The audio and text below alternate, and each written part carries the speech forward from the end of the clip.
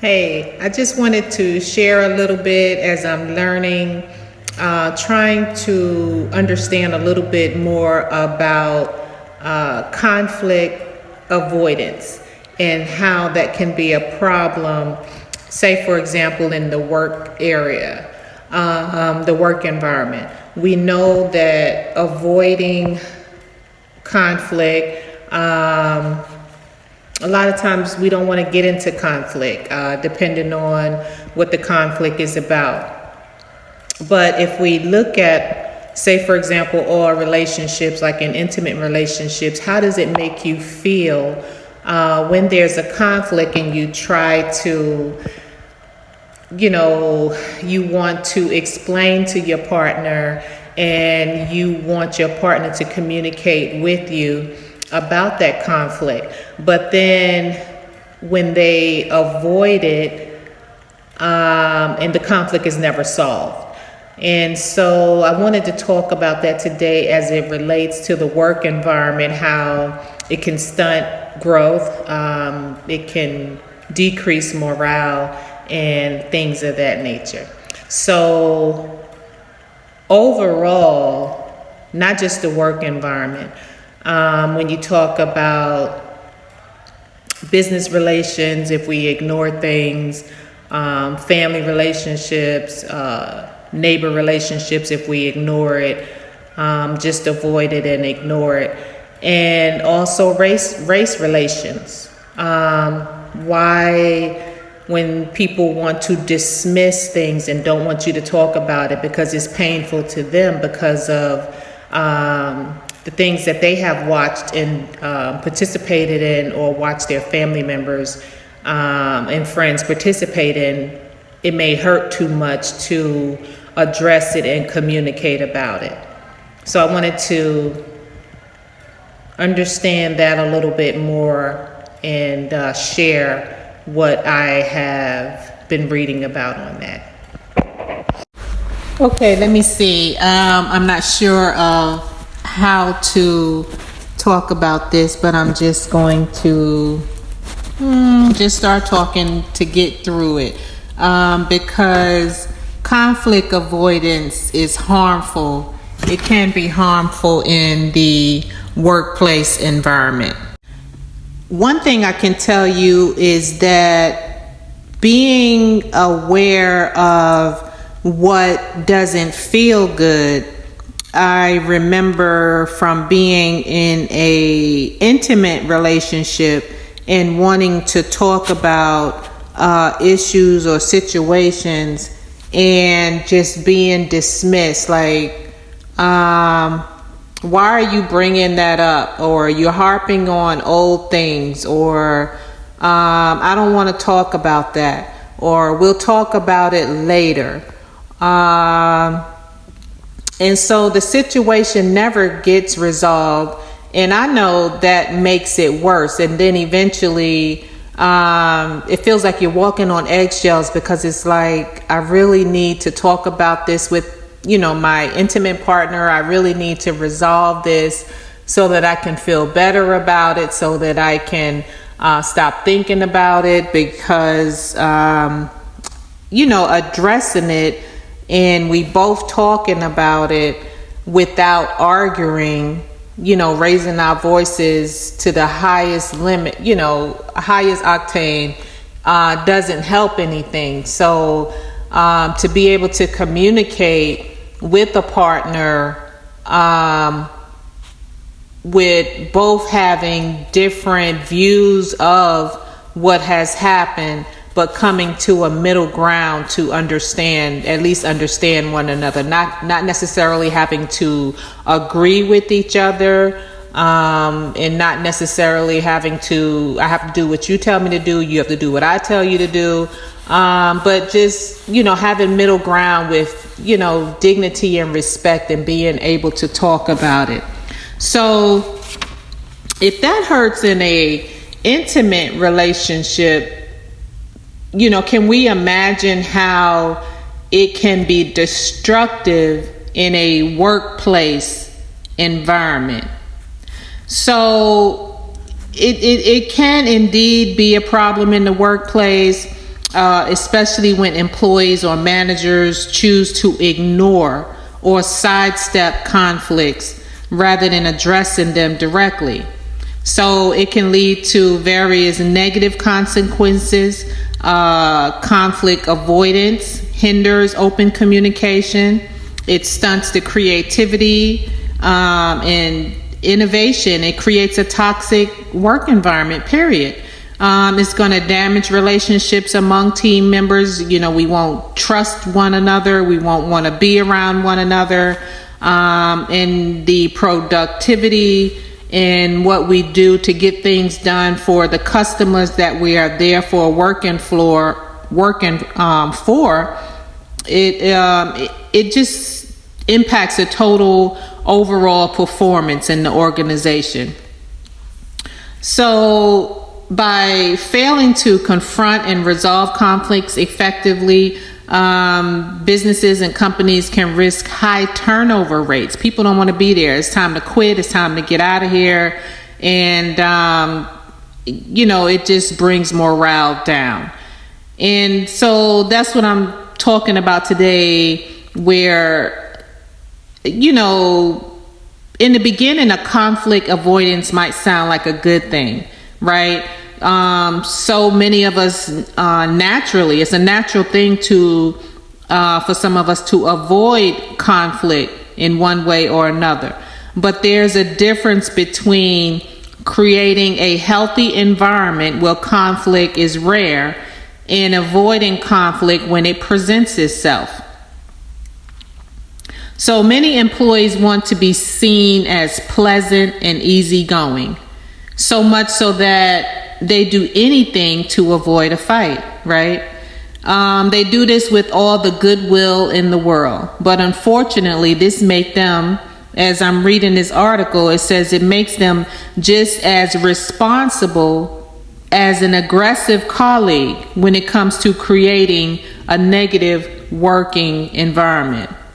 So conflict is a part of everyday workplace, and that's okay. It's when we avoid conflict that problems arise. We aren't able to address concerns that need addressing. Decision making is delayed, and managers are unable to improve existing processes in a healthy manner.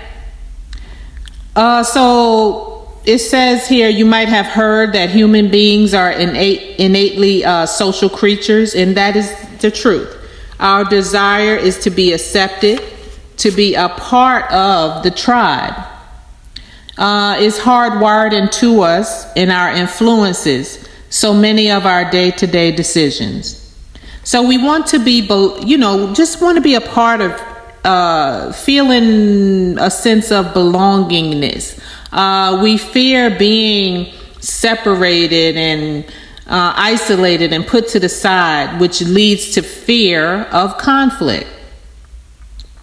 Though on a practical level, we might understand that conflict avoidance is unhealthy and can escalate.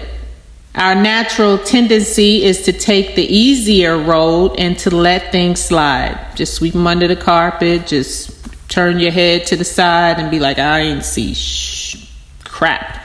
Making us naturally conflict avoidant. So when we encounter conflict, the animalistic instincts in our limbic system kicks into gear, undermining communication and teamwork. Even managers are guilty of this behavior. They often put off getting involved in conflict between team members.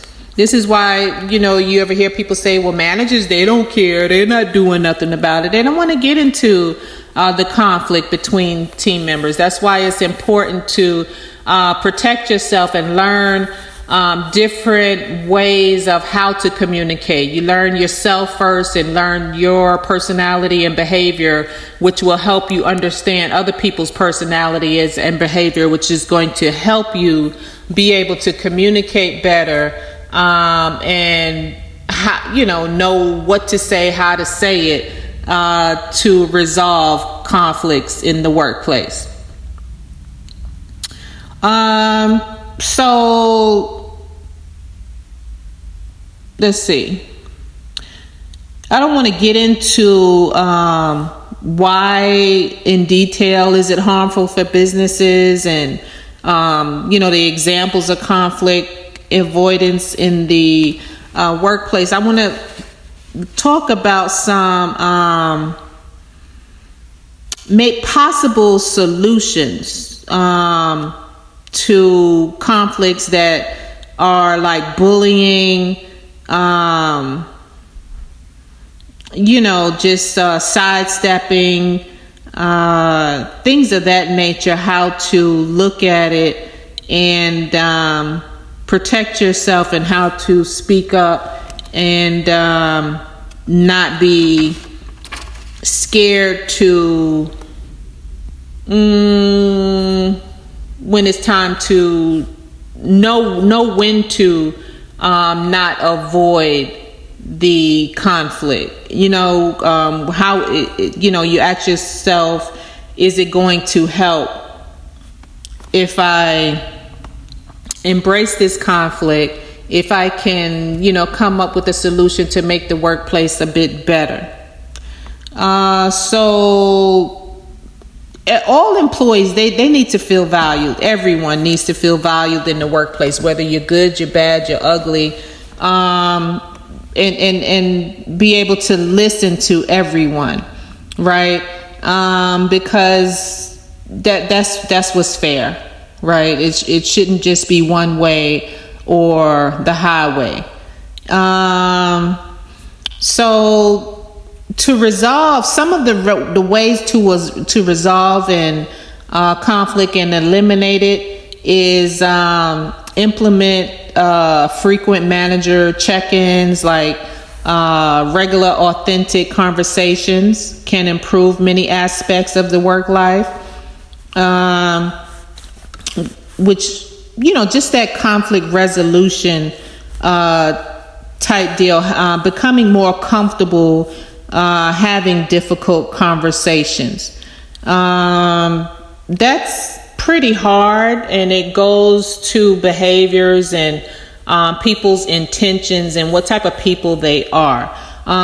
Sometimes you just have to avoid and stay the hell away from certain people because their personalities are very difficult, and no matter what you say, they are not willing to listen to you, and they're going to talk over you, and things will never get solved. It depends on the person's behavior and how they are.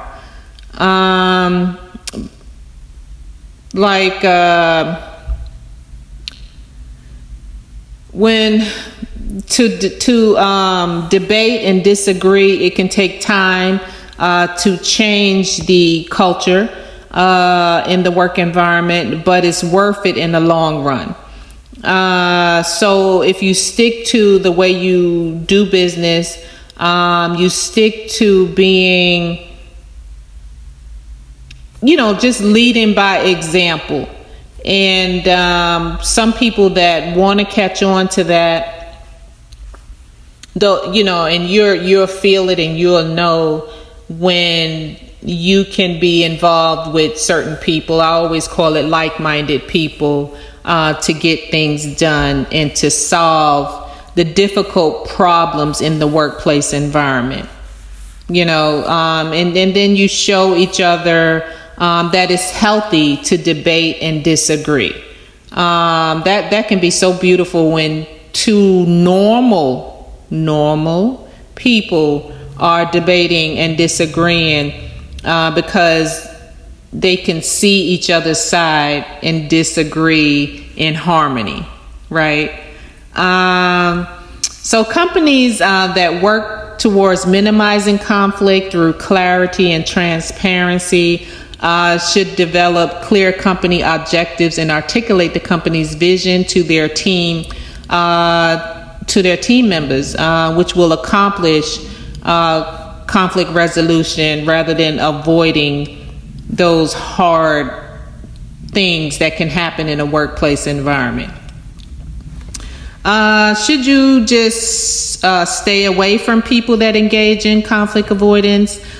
which can be a problem as it relates to the workplace, because sometimes the way they were raised has been embedded in their minds, and they refuse to change because of superiority. So in dealing with individuals who engage in conflict avoidance, it is essential to consider various factors before deciding whether to stay away from them. Conflict avoidance can indeed pose challenges in the workplace environment, leading to strained communication, decreased productivity, and impaired teamwork. However, it is crucial to approach these situations with empathy and understanding rather than simply avoiding individuals who exhibit conflict avoidance tendency. Oh my gosh. Some people just not gonna get it. Some people gonna make it hard no matter what. I'm guilty of just staying away, smiling, saying the sky is blue, the weather is nice, boom bam, thank you ma'am, have a nice day. Anyway, understanding that the behavior may stem from past experiences or upbringing is key to addressing conflict avoidance effectively. Some individuals may have learned to avoid conflict due to past negative experiences or a fear of repercussions. In such case, offering support, guidance, and creating safe space for open communication can help individuals overcome their avoidance tendencies. So while some individuals may exhibit a sense of superiority that hinders their willingness to change or address conflicts directly, it is important not to generalize all conflict avoidant individuals as unwilling to change. Each person's motivations and reasons for avoiding conflict may vary, and taking the time to understand their perspective can lead to more effective resolutions. This is a big one, dealing with people behaviors, and just knowing people, period. In addition to number one, knowing yourself. Instead of staying away from individuals who engage in conflict avoidance, organizations should focus on fostering a culture of open communication, empathy, and conflict resolution skills. Encouraging dialogue, providing training on effective communication strategies, and promoting a supportive work environment can help address conflict avoidance issues constructively. You know, some things I do, there's many different tactics you can do. It depends on who you're dealing with. A lot of my tactics would be humor. I love to laugh. I love to tell corny jokes. They're corny.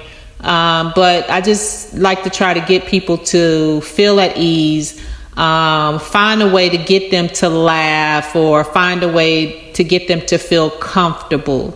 You know, and if they are the type of person that loves to antagonize the customer, I find ways like I'll put on some music, and then it stops them in their tracks. Like, I've done this before. To somebody came to me and said, Emily, this doctor is upsetting patients, and they always are antagonizing patients, right? So I called them in one day, and I put on DMX. Y'all gonna make me lose my mind up in here. And he was a psych doctor. And he said, why did you put on DMX? I said, what you know about DMX, first of all? And so we laughed about it, and it was a good experience. So I do various different things. It depends on who I'm dealing with, you know, to bring up and be able to talk about conflict in the workplace. So, while some individuals may exhibit a sense of superiority that hinders their willingness to change or address conflicts directly, it's important not to generalize all conflict avoiding individuals as unwilling to change. I did mention that a minute ago. So instead of staying away from these people, encourage, dialogue, keep trying to talk to them, and then advocate for training, effective communication strategies, and just continuing to promote a supportive work environment. All work environments are not, I'm just going to leave right now. I had one conflict and I'm out. Bam, boom, especially if you're in a career conditional situation. So that's pretty much it. Just getting into a healthy debate, and being able to disagree, with people without the rage, learning how to control ourselves without becoming over top and getting so angry where we blow a gasket. We don't know how to control ourselves. But those that refuse to talk about the things of the past, those that refuse to, engage in conflict matters, and they try to, sometimes you just can't talk to certain people. That's it, point blank. That's the end of it. And you don't need that headache or that stress or whatever, and they're not even worth it. Some people are just not going to get it.